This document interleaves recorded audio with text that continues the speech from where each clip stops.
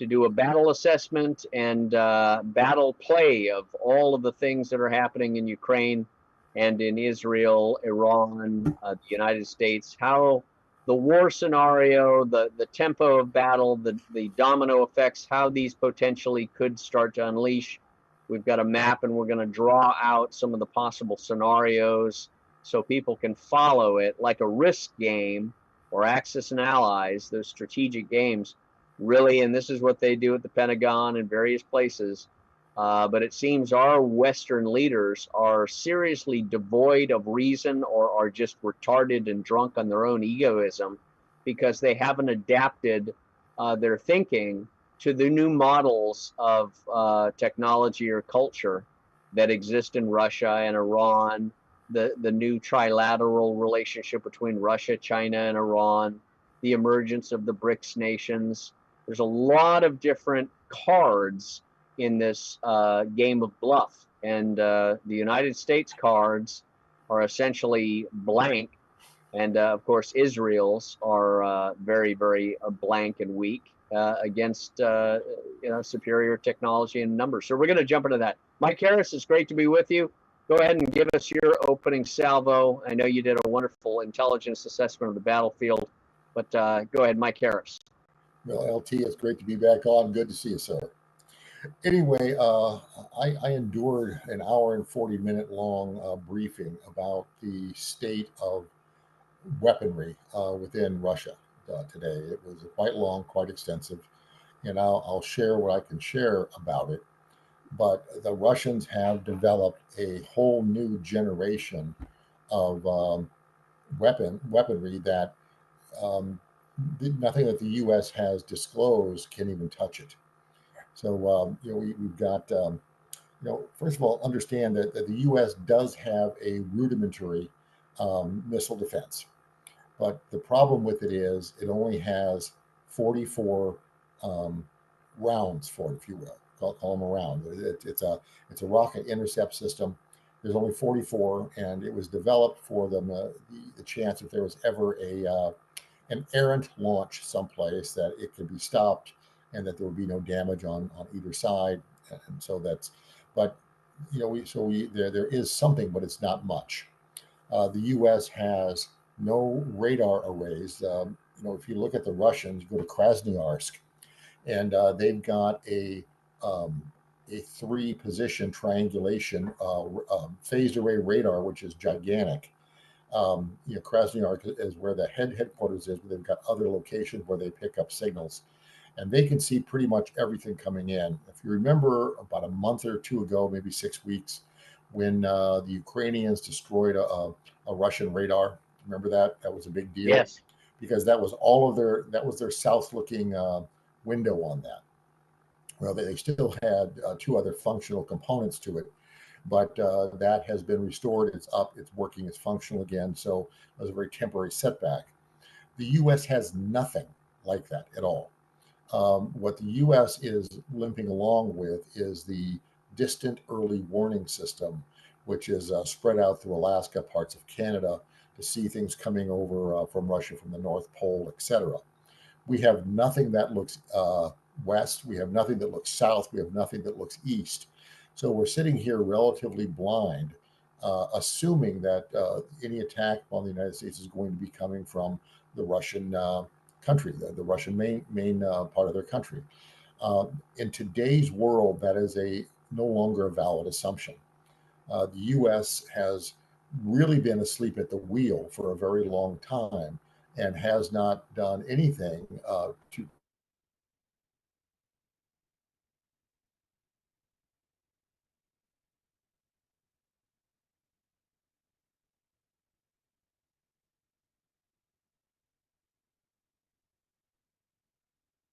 Looks like we got you froze, Mike.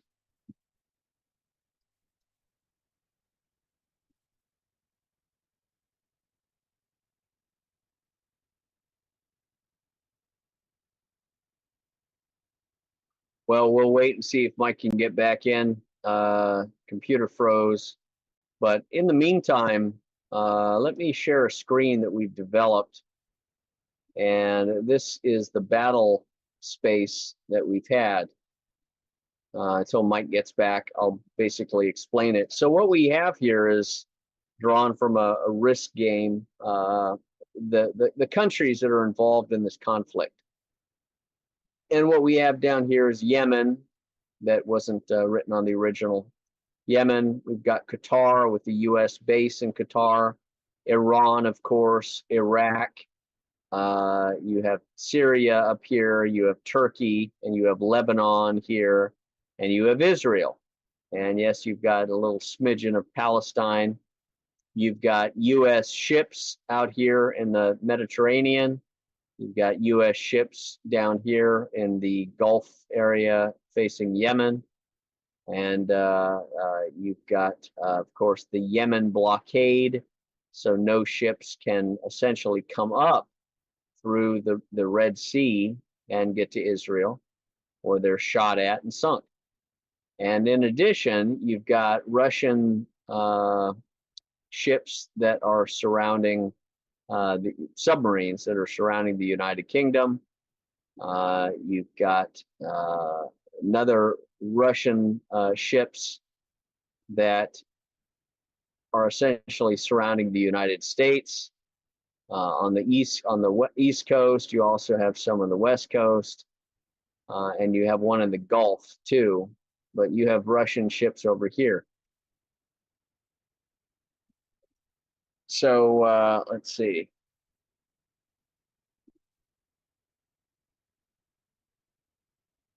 What we're anticipating here, of course, is now we have Israel threatening for some kind of launch against Iran.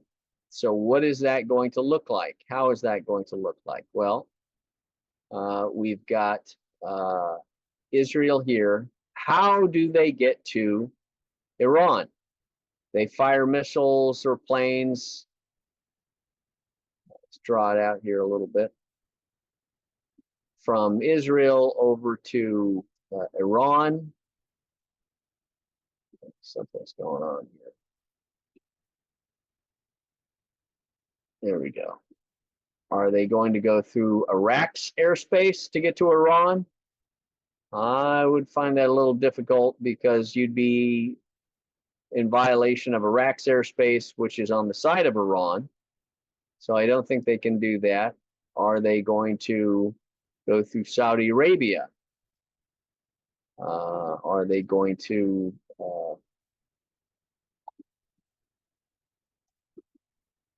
fire something through Saudi Arabia to get to Iran?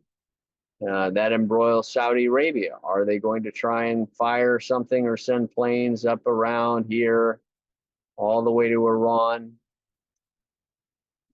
Possibility. Are they going to fire through Turkey to get to Iran? And again, it is the key areas of Iran are Tehran, which is right around this area. So how are they going to hit Iran becomes the question.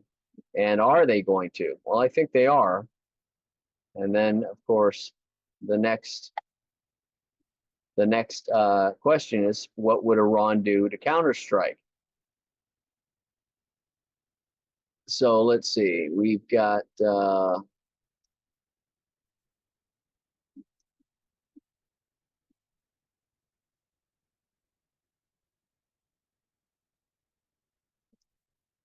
still.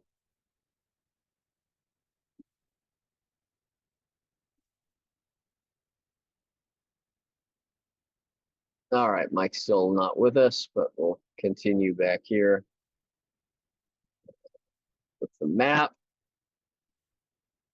So Iran has the options of firing their own weapon systems against Israel through Iraq, and it will fire multiple missiles,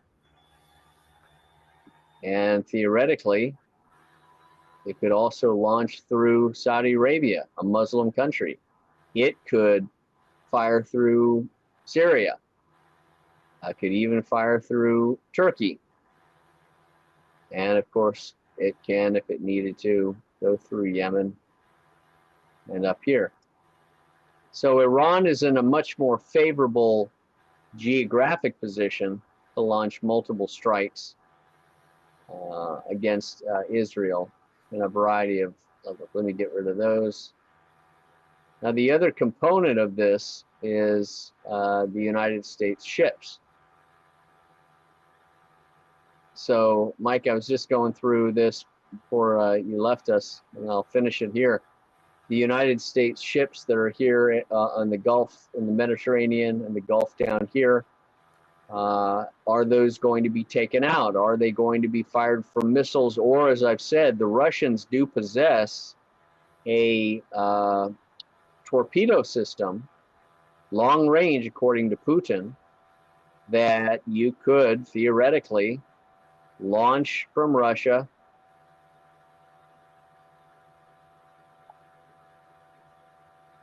Launch the torpedo from Russia,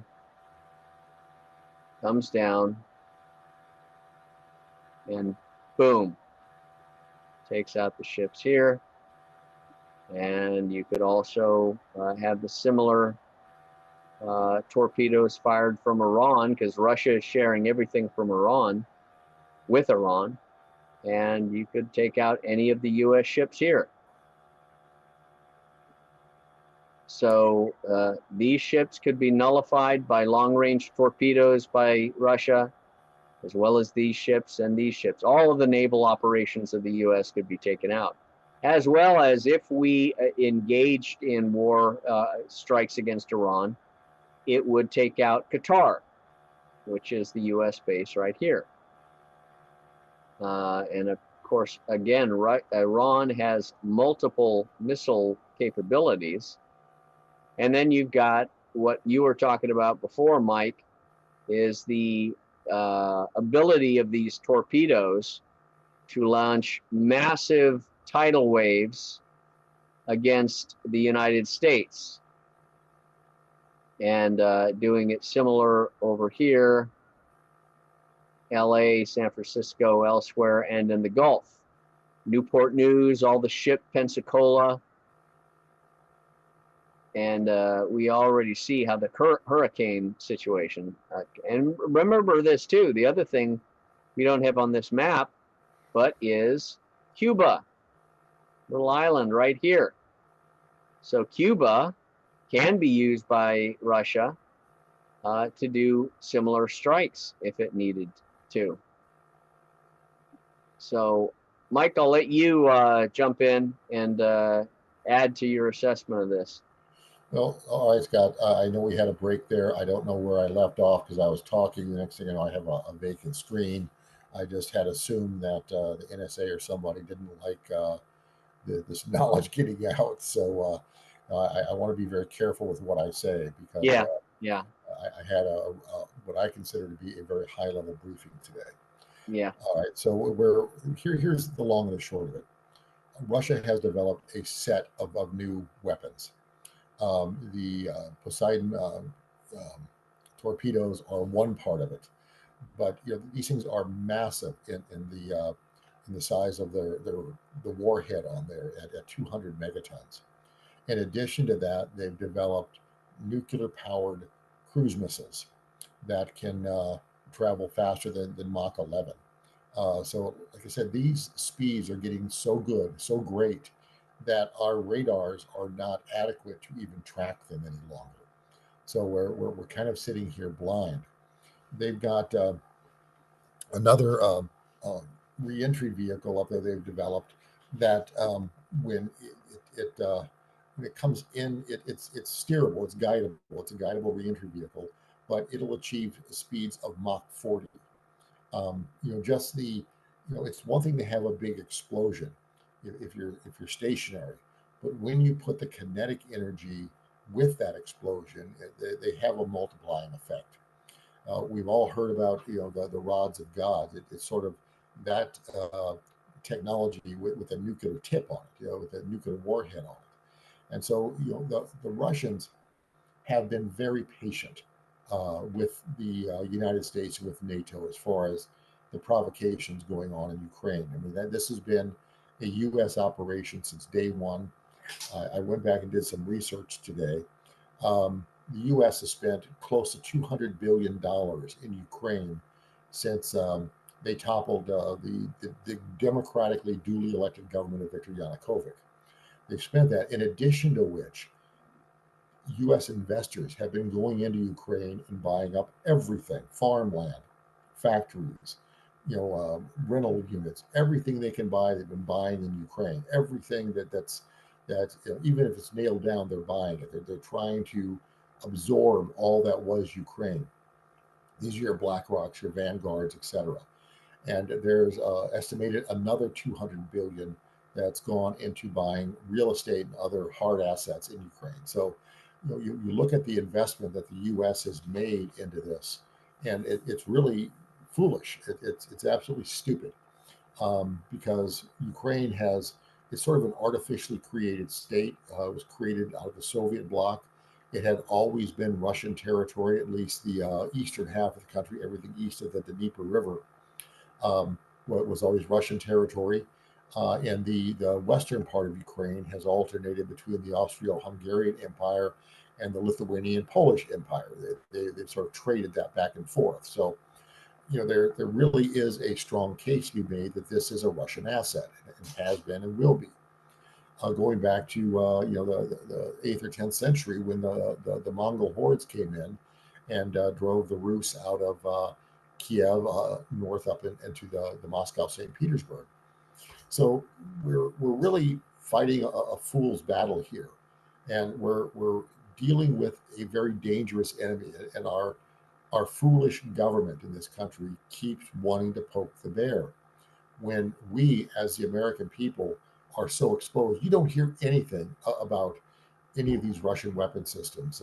You don't hear anything about the vulnerabilities that the U.S. has. I mean, the United States is broke right now. We're beyond broke. We're $35 trillion plus in debt. And, how can we fight a war effort? We have deindustrialized the country. This is from NAFTA, GATT, China, the WTO. We've shipped all of our manufacturing ability overseas. That's the reason that we were so valuable to the Allies in World War II, is that we had a manufacturing base that could supply Britain and supply Russia, or the Soviet Union, I should say, with the materials they needed to wage the war. Those are gone. We don't have that today. We are at best a paper tiger, and I would even qualify it as a wet paper tiger. That we don't even have the strength of dry paper. We're really teetering on the edge here. We're not making our enlistment numbers in any of our services. Our military capabilities, discipline, fitness levels have all deteriorated. We just don't have, we're not in a position to be waging war with anyone. And we should really back down and back off of this. If we want to retool and do those things, that's great. I've always looked at the deindustrializing of the United States as a mixed bag. It is bad in the short term, but it could be good in the long term, because we don't have the legacy industries anymore. They're all over in China, and we can retool with all state-of-the-art new stuff, which could be some very competitive advantage, particularly as we get to the zero-point energy and other more advanced technologies, which are right on the horizon, which have been developed, which exist, just been repressed. So we could be on the verge of greatness here, but these idiots in Washington, these neocon, warmonger, Zionist Jews who are trying to take us to our own destruction here, it is absolutely foolish to be poking the bear. They should be the country that we should be making friends with, not antagonizing. So anyway, I'm editorializing here. I'll let you. Well, let me ask in the first space, and this is another thing that's neglected. Azerbaijan is sending oil along this black line to Israel through Turkey. So one of the things Turkey should have done in the very beginning is stop this entire conduit of oil going to Israel. It hasn't. So Turkey is playing a part in this genocide by giving Israel all the oil it needs to run its tanks and everything else. Hmm. And now you see the Lebanon destruction up here. But the real question comes: how do you see, Mike, this Israeli response to Iran, and then the Iranian response back? How do you see that unfolding in the next week or so, if it happens? Well, last Tuesday, Israel had a real wake up call. And I must compliment the Iranians for being reserved and very measured in their response to the Israeli attacks within Syria against their people, and they've been really, really low key about what they did. They only struck military targets. They did not strike any civilian locations. They did not strike any infrastructure locations. They left Israel pretty much alone. They just gave them a message, and that message is that the Israeli Iron Dome, used to be a dome, now it's a doom, cannot stop these hypersonic missiles. They form a plasma shield around them when they're re-entering, and the ordnance that the what do you call it? The Iron Dome has, or the arrow that David sling, whatever you want to call it. Those things don't have any effect on these. They're not deterred from it. They literally bounce off. And the Israelis had never anticipated that. They never saw anything like it before, and they got a real wake up call.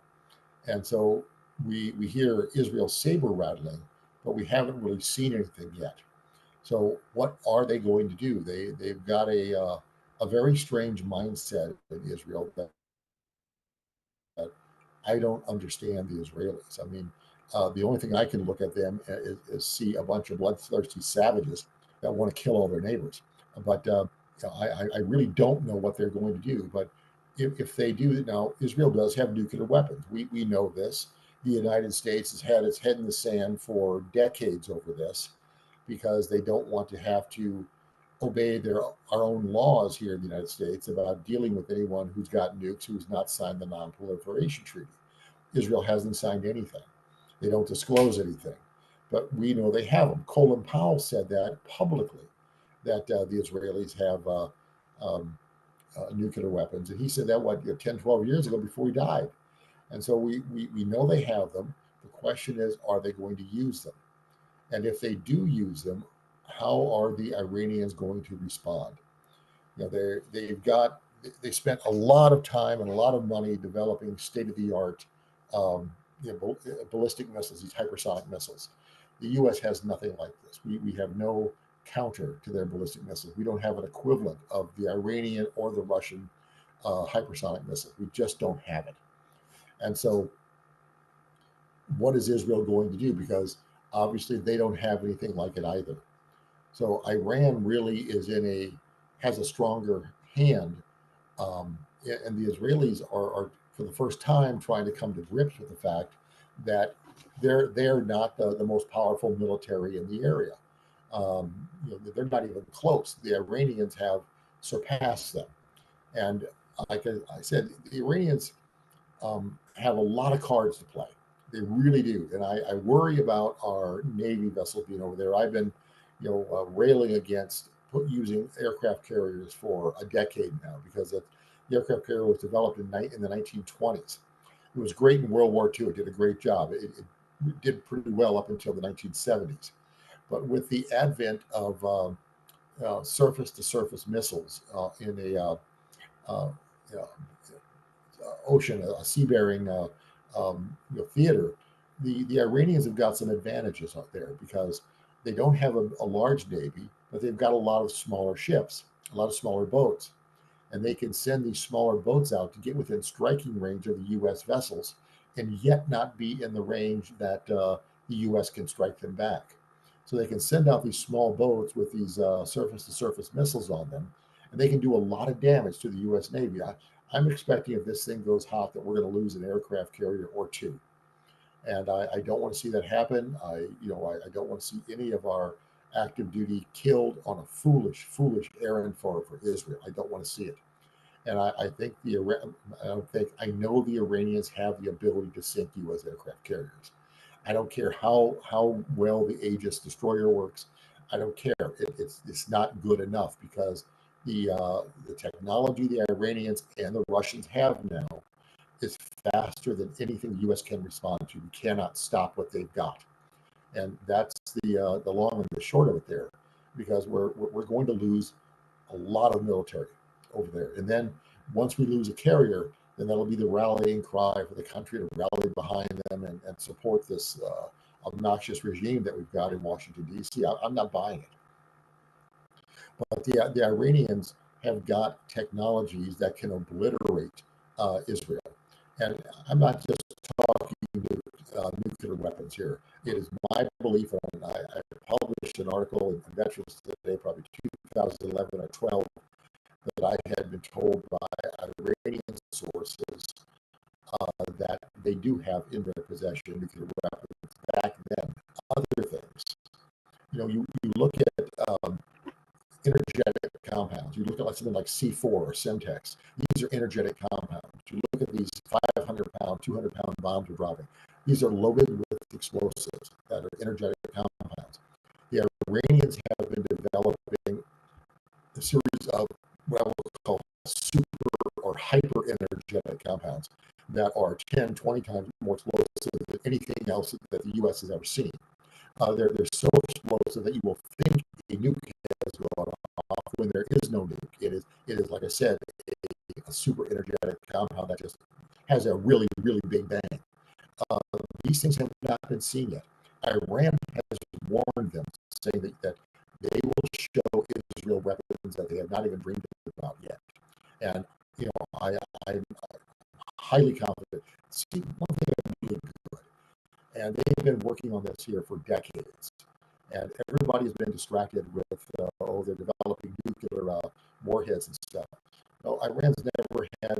They've always said they didn't need to do that because they've got other assets, they have other resources they can use without going nuclear. And so that is what I think is going to happen. If Israel does anything stupid, it's going. They cannot contain themselves.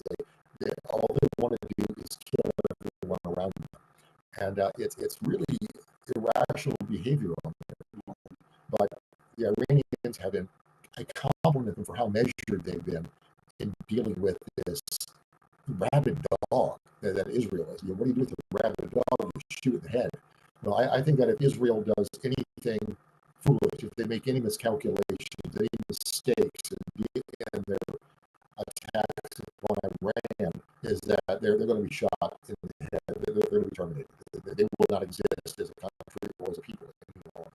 And I think it's very, very close. Well, the other thing is China, and that's what I was trying to draw here, is China in the red is going to be involved if you start messing around with their oil, because again, China has a very significant dependency on the oil of Iran. So does India has that comes to China. I'm not sure exactly the route. Well, let me interject here. 29% of the global oil supply passes through the Straits of Hormuz. 29%. That's right. That's right on the Iranian coast there. And so, if Iran wants to shut down the strait, we're going to see oil price at $200-300 a barrel overnight, and it's going to just shut down the global economy. So Iran really has a great deal of leverage to use. Yeah, and it's not just in the form of military, but in the form of economic, where they can disrupt commerce, disrupt trade, and oil is a big part of it. But the Chinese have a dog in this fight because they're buying 60-70% of the Iranian oil. So China will be directly affected, and Like I said, Israel has put themselves in a very, very weak and very, very dangerous position where they're, people had enough of them. I could say, here's the good news about that. I just, before the show started, I had on one of the news stations here, they have Trump having an October 7th vigil. He had Miriam Adelson up there speaking. And, about how Israel is our friend, we're going to defend them. Israel is not our friend. And here's where the good news is. In the United States and in Europe, the people are seeing through the Israeli propaganda of the last 75 years that, we're just here to defend our.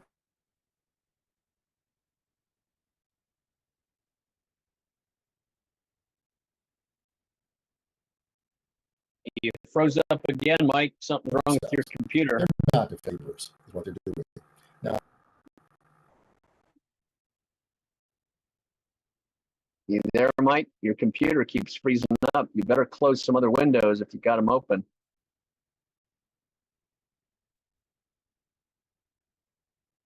Well, we'll wait and see if Mike can rejoin. Israel is not our friend, and to be honest with you, one of the issues of concern I have is, of course, Trump is better than Kamala Harris. However, Trump also has some blind sides, and Israel is one of them. And he can be, I think, delusional, if not naive, and obsessive compulsive with regards to Israel, that the American people are not on board with. The American people, as Mike said, are seeing through this facade. The American people, the smartest ones, have grown very enlightened to the 9/11 attacks and Israel's participation in those 9/11 attacks. The science is there clearly that the Twin Towers were not brought down by planes. They were brought down by a nuclear explosion in the core of the building, complemented with probably a directed energy weapon. How else do you explain engines in cars being turned to dust? Aluminum engines in cars are going to turn to dust because a plane crashes into a building? I don't think so. How else do you explain Building 7 miraculously falling in its own footprint, other than controlled demolition? That's not a plane. That's not a fire. And the government missed executives trying to sell that, should be executed for treason. And the Pentagon, one of the greatest crimes. Everyone at the Pentagon that knew about this or did nothing about this should be executed or lose their pensions, because in the one time that it mattered most, nobody in the Pentagon stood up and said, no, this was not a plane. There was no plane outside the Pentagon. We are not going to permit the president or the Congress to lie to the American people and tell them that it was a plane when it wasn't. It was something else. It was a missile, whatever it was. No one in the Pentagon did that. No military officer did that. And they did this performance art so fast, and their media, Jewish Zionist media participating in it, did this psyop so fast that no one really stopped and analyzed. And we, of course, we didn't have the internet technology that we do now. So this event on 9/11, and I don't mind drawing it out because this is how this all came about being, is let's go and draw out the 9/11 event. And what we had was 9/11, the big hit here, that then had every part of America sending their young men and women to join the military, to join the demarcation part, the embarking. Every portion of America sent their sons and daughters. And then we went over and got, of course, the British and the NATO forces. And we continued over to Afghanistan. And we obliterated Afghanistan. And then we moved from Afghanistan to Iraq, and we blew up Iraq. And then, of course, we continued on to Libya, and we destroyed Gaddafi. And then what's happened as a result of that? You've got all these immigrants that have flooded up into Europe, every part, destroying the indigenous cultures, causing chaos. And then we tried to go into Syria and wipe that out. Of course, and then we culminated later with the Ukraine operation. So these are the departure points since 2001 for this grand world domination hegemony that has resulted in nothing but the annihilation of the United States and its claims of, we've lost Afghanistan, of course, we've lost Iraq, NATO is becoming increasingly splintered, and we've lost the smartest Americans, but who have not forgotten about this. Mike, I was just laying out that the concern I have with Trump, although yeah, you could say he's better than Kamala Harris, he's still dangerously and suspiciously and frightfully addicted to Israel, whether it's a narcissistic picture of Dorian Gray scenario, or he's just stupid and uneducated. But the 9/11 event, you know, he admitted that 9/11 was not what it was sold as, but yet he doesn't seem to admit of the Israeli planning and participation in that. And now he is saying, well, if Iran assassinates me, I hope we wipe them off the map. So he's setting himself up, and he's saying the same rhetoric pro-Israel against Iran. And you're no longer dealing with Iran. You're dealing with Russia, China, and Iran. You're dealing with a great triad, if you will, where Iran, Russia, and China are now in a mutual defense pact. But Mike, I'll hand it off to you to continue before your computer froze. You're on mute. Can't hear you.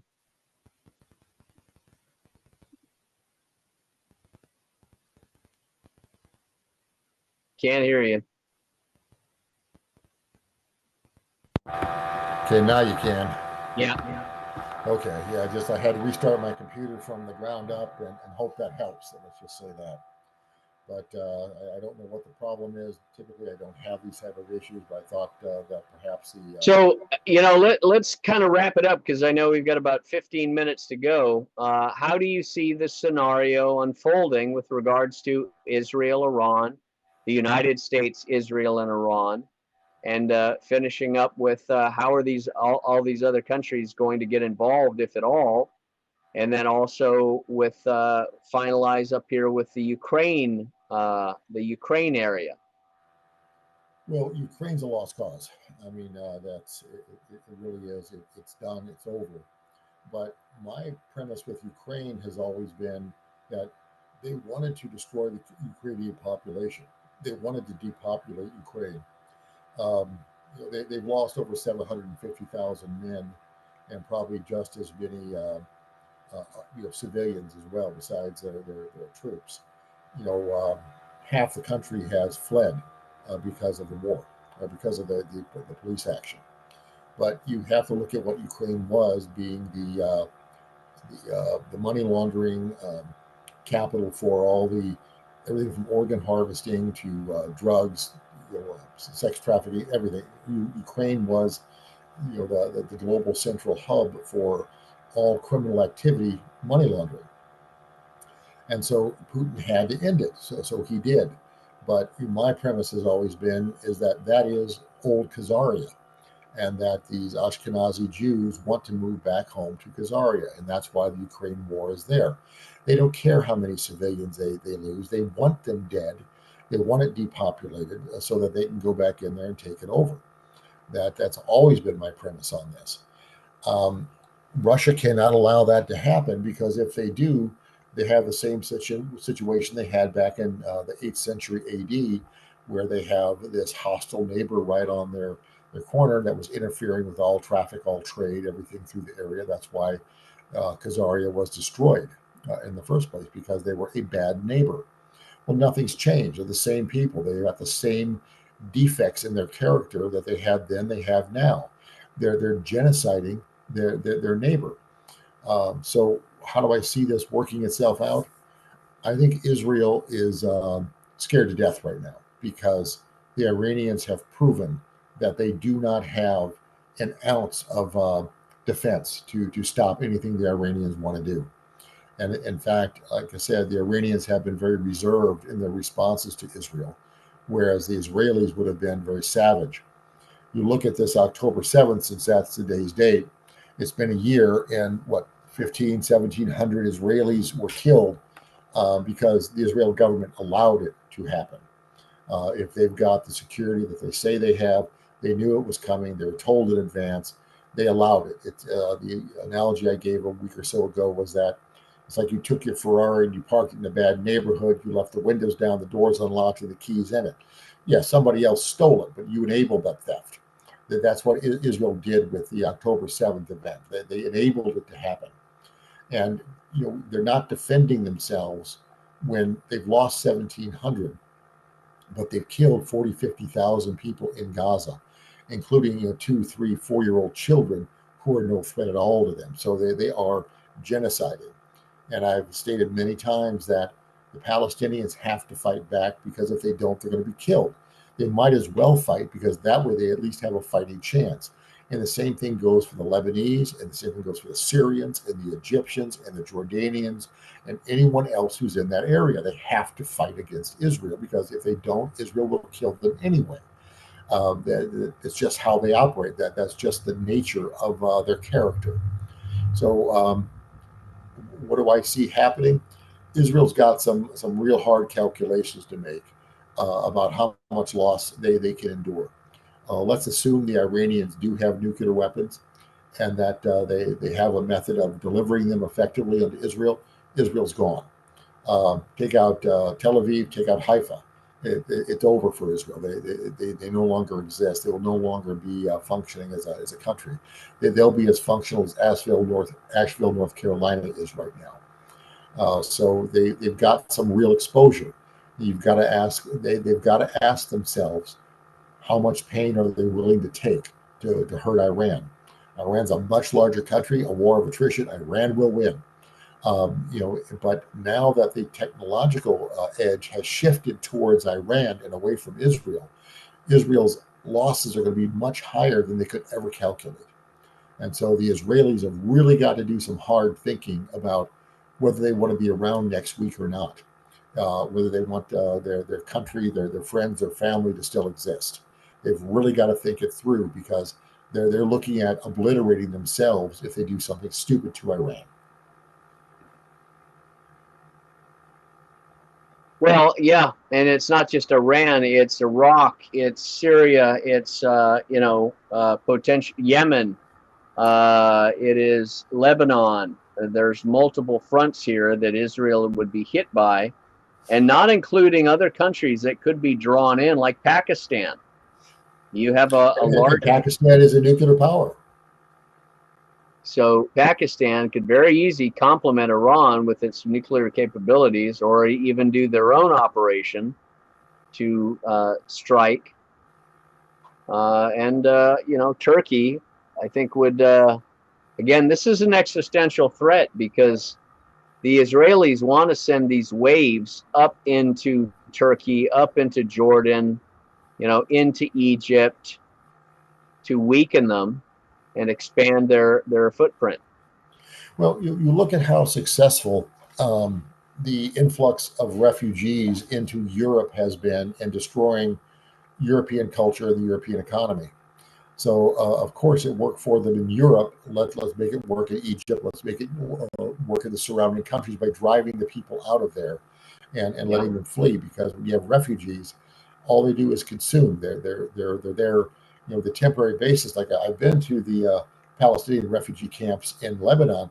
They've been there for 70, 75 years. These are not camps like you think with tents set up or not. These are small towns, cities, and villages, and but they're not fully functional because it still has it's not a permanent place to build, and the Palestinians want to return home. I'm really hoping that the Israelis come to their senses and back off and try to live in peace. I'm not counting on it because personally I've been what's the right word? So I can't say disappointed, but they have not disappointed me in how little character they have.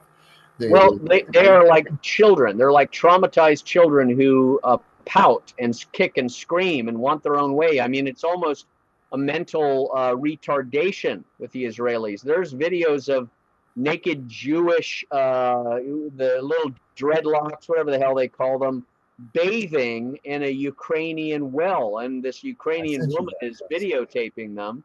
Maybe you're the one who sent that to me. And I Yeah, I thought, did. I did. you son of a bitches, you ought to be fucking cut off, shot right where you're at. Four of these little, Israeli punks between 12 and 14 and a guy, an old man, they're bathing and shitting and pissing in this Ukrainian well where the In towns. townspeople, Well, Scott, go back historically. They have always been the ones who poison the water wells. That's what they've done. And what's like I said, the good news is the world is seeing them for what they are. They have exposed themselves for being the monsters that they've always accused everyone else of being anti-Semitic by calling them out on their crimes.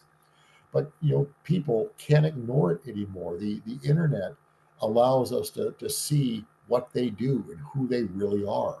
And these are not human beings because they lack compassion, they lack kindness, they lack a loving nature that all other humans have.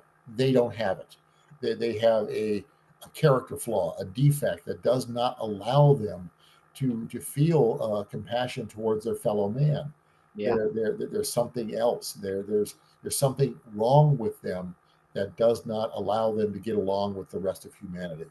They have a defect and they hide it really well, and they spend tens of billions of dollars to hide it. I mean, that's what the ADL is about. That's what the SPLC is about. That's why they acquired all of the telecom companies in the U.S. as far as broadcast news, cable news, all of they own it all, and yet their efforts have failed because people are seeing them for the monsters they truly are. yeah. And guys like Trump, kowtowing to them. I think Trump needs to be slapped upside the head and said, "Hey, Bob, what's wrong with you that you don't see the problems these people cause?" And they are the perpetual victim. Yeah. The Jew is the one who will punch you in the face and then complain that you hurt his hand. I mean, it's Yeah. Well, that's let me ask you about the final part, the invasion in the United States that is coming up, through Mexico and elsewhere, but they're coming up through Texas and they're going to Chicago. They're coming up, going to New York. They're coming up, going, to various parts, going to San Francisco, going elsewhere. What is this going to do in the United States? Now, I know there's big portions in the Midwest and such that won't tolerate any shenanigans. But if they hit some of these areas like Boston and do disruptions and guerrilla warfare, how do you see this unfolding? This invasion that's happened to Europe is happening now in America. well, it is, but you look at how vulnerable we are. We're an open society. We welcome people in here thinking that they want to become part of us, that they want to inculcate themselves, they want to integrate themselves into our society because we've got a good thing going. It really is. But when you have people coming in here to disrupt things, to overturn our system, and want to install a totalitarian system, I couldn't think of a better way to do it. than to have an army of savages come up from the third world. I've said this many times. We cannot maintain a first world culture and civilization with a third world population. And this people just don't know what our rule book is. They don't. I mean, look at this situation with the Haitians eating the cats in Ohio. Well, it's not just the cats. You can't drive on the street with them because they don't know how to drive. They don't know what the traffic laws are, but yet they're behind the wheel of a car that weighs 4,000 pounds doing 70 miles an hour. And these things are dangerous for everyone.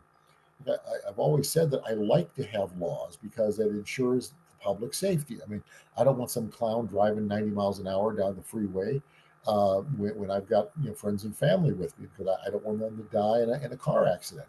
Well, these people don't know how to drive on surface streets, and they'll go barreling through a neighborhood where there's a school crossing, and who knows how many kids are going to hit.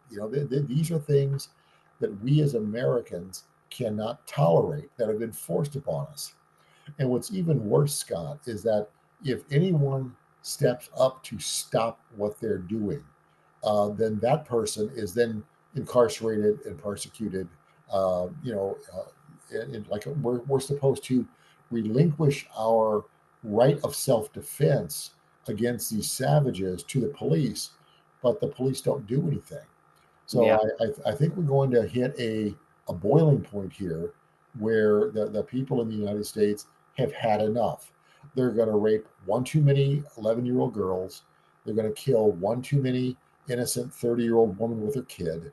And the people are going to turn on them. And then it's going to be anti-bar the doors because they're not going to want to leave. They've never had it so good as they have here. You've got the Biden administration, this Mayorkas clown, giving them $2,500 per person per month, when they're offering $750 to the survivors of Asheville, North Carolina, and that disaster. People see the unfairness, and our government is losing the support of the people. And the government exists because of the people, with the consent of the governed. And people are withdrawing their consent. That's we're saying no, we're not going to live like this. We do not accept these new rules. We're going to establish our own. And I like what I'm reading and what's going on in Tennessee and North Carolina, where the locals are starting to beat the shit out of the FEMA folks who are trying to stop the deliveries of food and medicine and relief supplies to get in there, because our American people are hurting right now, and it's incumbent upon us to make sure that they're taken care of, because they would do it for us. So we have to do it for them. And anyone who gets in the way, whether it's FEMA or anybody else, needs to be moved aside, eliminated, if you will. The obstacle needs to be overcome. Yep. And so that is a consensus that's building in the U.S. now, is that we've had enough of this. We're not going to sit back and take it anymore.